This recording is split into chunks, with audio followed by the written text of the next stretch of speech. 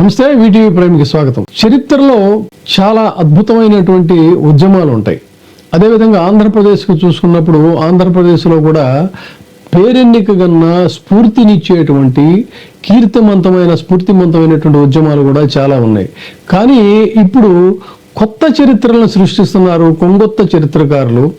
ఆ కొత్త చరిత్రలు మరి ఏ విలువలకి అది స్ఫూర్తినిస్తాయో, ఏ విలువలకి అవి నిలబడతాయనేది అయితే ఒక ప్రశ్నార్థకం. అందుకనే ఆనాటి ఉద్యమాలను కనుక ఒక్కసారి చూసుకున్నట్టయితే ఆంధ్రప్రదేశ్ ఉద్యమాల కాలక్రమ పట్టికలో ఎన్నో రకాలైనటువంటి త్యాగాలు, ఆ రాష్ట్రం కోసం, సమాజం కోసం ఉద్యమించినటువంటి మహానుభావులు చాలామంది ఉన్నారు. అందులో చెప్పుకోదగిన బ్రీఫ్గా చెప్పుకోవాలంటే గ్రంథాలయ ఉద్యమం. ఆ రోజున గ్రంథాలయ ఉద్యమం అనేటువంటిది అద్భుతంగా సమాజాన్ని చైతన్యవంతం చేసింది. రాత్రిపూట చదువులు, పగలు దాన్ని మళ్ళీ స్కూల్గా నడపటం, ఇలాంటివన్నీ కూడా ఉన్నాయి. ప్రజల్లో సామాజిక చైతన్యం కోసం మొదలైనటువంటి ఉద్యమం. దాన్ని ఆ రోజున అయ్యంకి వెంకటరమణయ్య గారు, గాడిచర్ల హరిసార్వోత్తమరావు గారు వాళ్ళు నడిపారు. తర్వాత చెప్పుకోదగింది చీరాల పేరాల ఉద్యమం.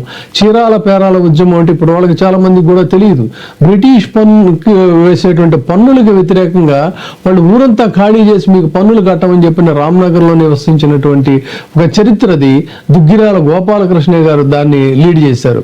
పెదనందిపాడులో పన్నుల నిరాకరణ కూడా చాలా అద్భుతంగా సాగింది. ఆ రోజున బ్రిటిష్ వాళ్ళకి మేము పన్నులు కట్టమని చెప్పిన రైతులు ఉద్యమించినటువంటిది. దానికి నాయకత్వం వహించినటువంటి నాయకుడు పర్వతనేని వీరయ్య చౌదరి గారు. అదేవిధంగా మనకు అందరికీ తెలిసినటువంటిది మన్యం విప్లవం. అది గిరిజన హక్కు పోరాటం కోసం, దేశ స్వాతంత్రం కోసం సాగినటువంటి ఉద్యమం అల్లూరి సీతారామరాజు ఉద్యమం. తర్వాత సైమన్ గోబ్యాక్ ఉద్యమం ఒకటి ఉంది. ఈ మద్రాసులో సైమన్ కమిషన్కి వ్యతిరేకంగా టంగుటూరి ప్రకాశం గారు గుండె చూపించి మరి కాల్సండ్రా అంటూ నిలబడి ఆంధ్ర కేసరిగా నిలిచినటువంటి చరిత్ర. అవన్నీ అక్కడ దాకా ఒక రకమైనటువంటి చరిత్ర అయితే తదనంతర కాలంలో 1952-53లో ఆంధ్రప్రదేశ్ చెన్నై నుంచి, అంటే మద్రాసు నుంచి మాకు తెలుగు వాళ్ళకు రాష్ట్రం కావాలని చెప్పని ఆమరణ నిరాహార దీక్ష చేసినటువంటి గొప్ప త్యాగమూర్తి పొట్టి శ్రీరాములు గారు. దాని ఫలితంగానే ఆంధ్రప్రదేశ్ ఏర్పడింది. తర్వాత విశాఖ ఉక్కు, ఆంధ్రుల హక్కు అంటూ యావత్ ఆంధ్రప్రదేశ్ ఆ రోజున సంయుక్త ఆంధ్రప్రదేశ్ మొత్తం కూడా పెద్ద ఎత్తున ఉద్యమించినటువంటి ఉద్యమం 66లో విశాఖ ఉక్కు ఉద్యమం. ఆ తర్వాత కాలంలో తెన్నేటి విశ్వనాథం గారు, అమృతరావు గారు జయాంధ్ర ఉద్యమాన్ని వారు నాయకత్వం వహించారు. ఎందుకంటే ఆ రోజున ముల్కీ నిబంధనల వివాదంతో కోస్తా ఆంధ్ర రాయలుగా ప్రజలకి అన్యాయాలు జరుగుతున్నాయి, మాకు సముచితమైనటువంటి ఉద్యోగాలు హైదరాబాద్లో ఇవ్వడం లేదని చెప్పిన వాళ్ళు ఉద్యమించారు. ఇక ఆధునిక కాలానికంటే 90వ దశకానికి వచ్చినట్టయితే 90వ దశకంలో పెద్ద ఎత్తున సారా వ్యతిరేక ఉద్యమం. సారా వ్యతిరేక ఉద్యమం నెల్లూరు జిల్లాలో దోబగంట రోషమ్మ ఆవిడ మహిళలందరినీ కూడా కంబైన్ చేసి మహిళల ద్వారా ఉద్యమాన్ని చేపట్టినటువంటి గొప్ప విప్లవం దోబగంట. అతి సామాన్యురాలు దోబగంట రోషమ్మ. ఆ ఉద్యమం తర్వాత 2009-13కి వచ్చినప్పుడు సమైక్యాంధ్ర ఉద్యమం. అది వాళ్ళు సక్సెస్ అయ్యారా లేదా అనేది కాదు, కానీ యావత్ రాష్ట్రాన్ని కదిలించినటువంటి ఉద్యమం, రాష్ట్ర విభజనని వ్యతిరేకిస్తూ.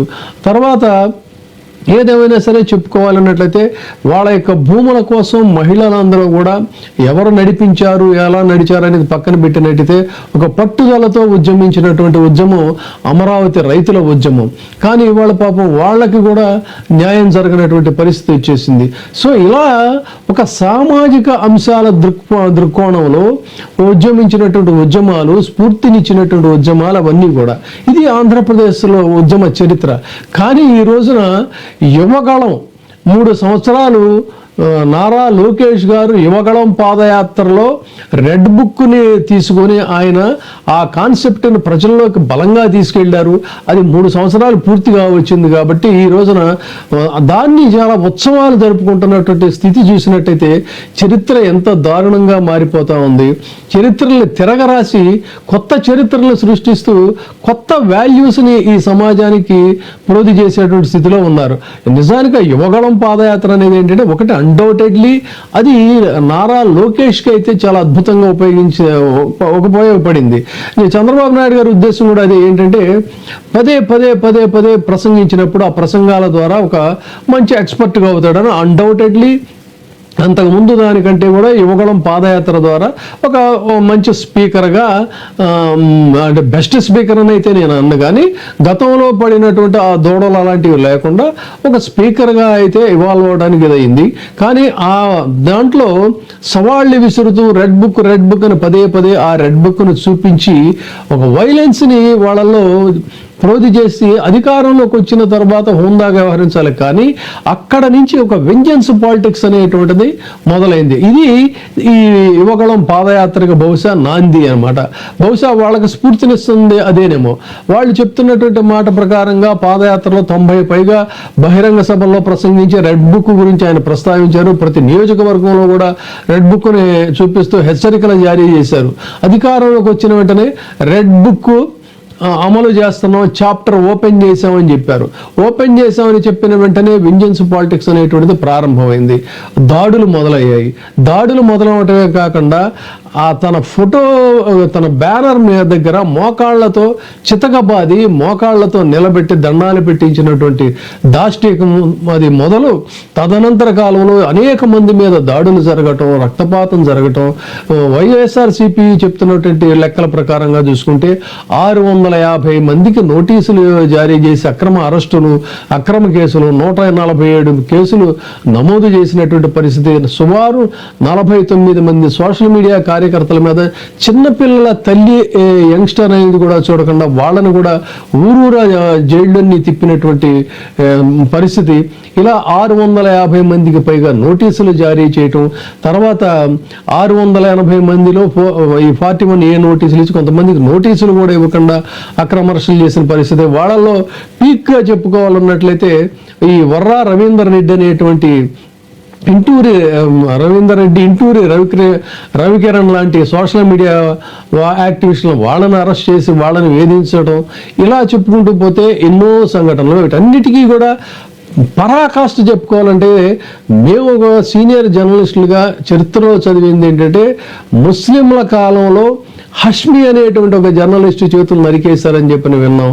ఆ తదనంతర కాలంలో జర్నలిజానికి ఆంధ్రదేశంలో ఎంతో విలువ ఉంది. కానీ 70 సంవత్సరాలు ఉన్నటువంటి వ్యక్తి మొత్తం జీవితం అంతా కూడా జర్నలిజానికి అంకితమైనటువంటి కొమ్మినేని శ్రీనివాస్ లాంటి వ్యక్తిని ఇంటి దగ్గర నుంచి లేపుకెళ్ళి అకారణంగా అన్యాయంగా కేసులు పెట్టినటువంటి స్థితి వీళ్ళ యొక్క వెంజన్స్ పాలిటిక్స్కి ఒక పరాకాష్ఠగా కూడా చెప్పుకోవాలి. ఇక ఆంధ్రదేశంలో ఎప్పుడు లేనటువంటి విధంగా, మునుపెన్నడూ లేనటువంటి విధంగా ఐఏఎస్ల మీద, ఐపీఎస్ల మీద కూడా ఈ వెంజన్స్ పాలిటిక్స్ అనేది స్టార్ట్ అవటం, కొంతమంది అధికారులను సస్పెండ్ చేసి కొంతమందికి అసలు ఈ రోజుకి కూడా పోస్టింగ్ ఇవ్వకుండా వాళ్ళని వెయిటింగ్లో పెట్టడం, కొంతమందిని అయితే సాక్షాత్తు ఈ పిఎస్ఆర్ ఆంజనేయులు, సంజయ్, కాంతి, రాణా, టాటా ఇలాంటి వాళ్ళు సస్పెన్షన్లో ఉండటమే కాకుండా కొంతమందిని ఏకంగా ఏ పోలీస్ అధికారులు, ఉన్నతాధికారులు అయితే ఉన్నారో వాళ్ళని జైలుకు కూడా పంపించినటువంటి పరిస్థితి.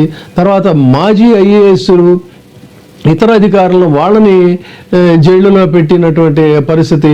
ఇక నాయకులు ముందు మాచర్ల మాజీ ఎమ్మెల్యే పిన్నెల్లి రామకృష్ణారెడ్డి మొదలైనటువంటి ఈ కేసుల పరంపర.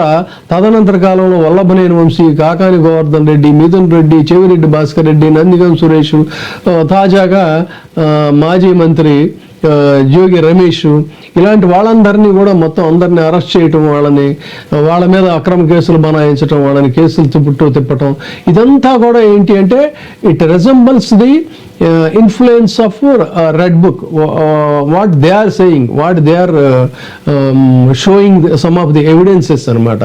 సో ఇలా జరిగింది. ఇక ఇలాంటి పరిస్థితుల్లో ఎన్నికల ఫలితాల తర్వాత అటు పల్నాడులో కానీ, అనంతపురంలో కానీ, తిరుపతి జిల్లాలో కానీ అనేక రకాలైనటువంటి హింసాత్మక సంఘటనలు చోటు చేసుకోవటమే కాకుండా, తాజాగా ఒక దళితుడిని భార్యకు ఒంట్లో బాగోలేదని చూడడానికి వెళితే అన్యాయంగా కొట్టి చంపినటువంటి సంఘటనలు, ఇవన్నీ కూడా చూసుకున్నట్లయితే ఇదంతా కూడా chronological pages of red book అని చెప్పాలి. దాని కోసం అని చెప్పని ఈ రోజున ఉత్సవాలు జరుపుకుంటున్నారు. 3 సంవత్సరాలు అయిందని చెప్పానంటే, మరి ఈ చరిత్ర, కొత్త చరిత్ర, పాత చరిత్రలని పాతరేసేసి కొత్త చరిత్రలు రాస్తున్నటువంటి ఈ చరిత్రని ఏ సిరాతో లిఖించబోతున్నారు మీరు? ఈ సమాజానికి, భవిష్యత్ తరాలకి ఏ సందేశాన్ని ఇవ్వబోతున్నారు? మీరు ఏ విధంగా దీన్ని అర్థం చేసుకుంటున్నారు అనేది నాకైతే అర్థం కాలేదు. ఇది పరిస్థితి. Thank you.